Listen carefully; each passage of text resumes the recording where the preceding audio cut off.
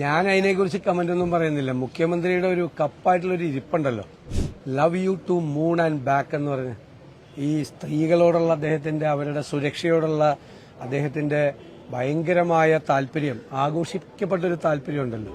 നേരത്തെ ഒരു കേസ് വന്നപ്പോൾ എന്താണ് മുഖ്യമന്ത്രിയുടെ നിലപാടിക്കാർ?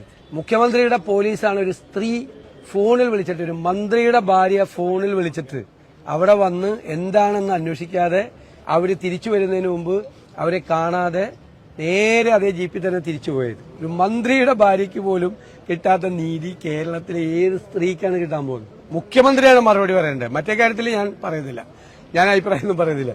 ഒരു മന്ത്രിയുടെ പേഴ്സണൽ സ്റ്റാഫ് അവരെ ആക്രമിക്കുകയാണ്, മുറിയിൽ അടച്ചു പൂട്ടിയിട്ടിട്ട് അവരുടെ നിന്ന് ഫോൺ തട്ടിപ്പറിക്കുകയാണ്. അവർ പോലീസിനെ വിളിക്കുകയാണ്, പോലീസ് വരികയാണ്.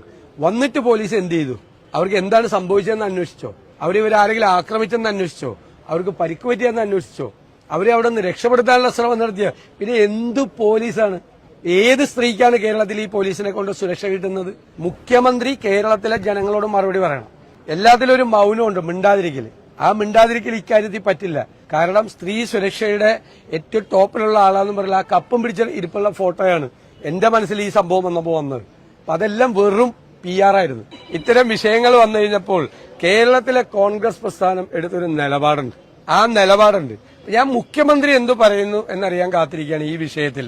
മുഖ്യമന്ത്രി എന്തു പറയുന്നു, എന്ത് നടപടി സ്വീകരിക്കുന്നു എന്നറിയാൻ കാത്തിരിക്കുകയാണ്. എന്ന് പറയട്ടെ. ഇപ്പൊ മനസ്സിലായല്ലോ കോൺഗ്രസ് ഇവരൊക്കെ തമ്മിലുള്ള വ്യത്യാസം.